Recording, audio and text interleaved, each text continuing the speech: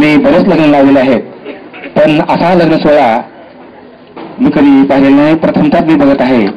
कारण का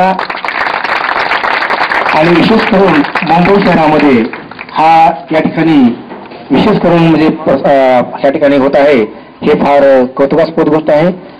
कारण का या ठिकाणी खर्चाची गोष्ट आल्यानंतर कोणी मागे सारतं आणि अशा पद्धतीनं वधूवरांना या ठिकाणी लग्न लावून देणं, त्यांना संस्था थाटणं, त्यांच्या घरोपयोगी वस्तू देणं. कारण का एका वधूच्या वडिलांना या ठिकाणी सर्व घरोपयोगी वस्तू देणं फार अवघड आहे.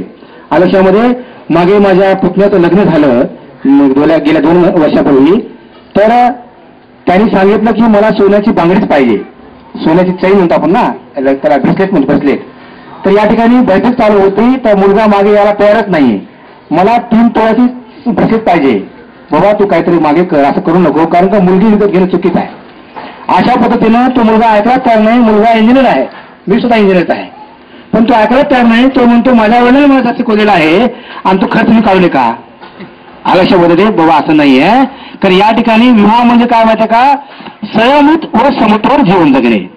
विवाहाचा मूळ हेतू काय, संयमित व समतोल जीवन जगणे. कोल्हापूरची मुलगी लातूरची मुलगी वेगवेगळं आहे ना. कारण का मला त्या मुलीचा भाजी वेगळी, हिची मुलीची भाजी वेगळी. आलक्ष्यात कोणी कालवण म्हणतंय, कोणी कोरड्यास म्हणतंय.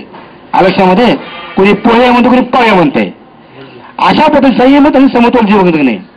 आणि विश्ववंचा विचार करता एका माणसाने दुसऱ्या माणसावर, एका समाजाने दुसऱ्या समाजावर, एका राष्ट्राने दुसऱ्या राष्ट्रावर बंधुभावाने प्रेम केलं पाहिजे. हा खरा मूलभूत हेतू आहे विवाहाचा.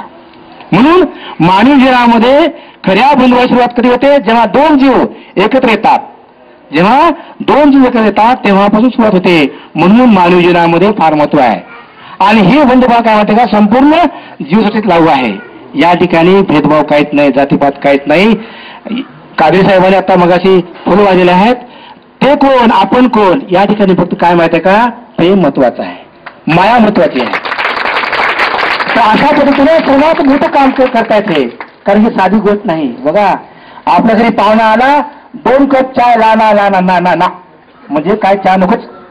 अशा पद्धतीच्या चहाची किंमत 5 रुपये आहे. पण हा लाखो रुपये खर्च करणं साधी गोष्ट नाही. त्याला माहिती काय म्हणतात, दिलवान, दिल पाहिजे ना.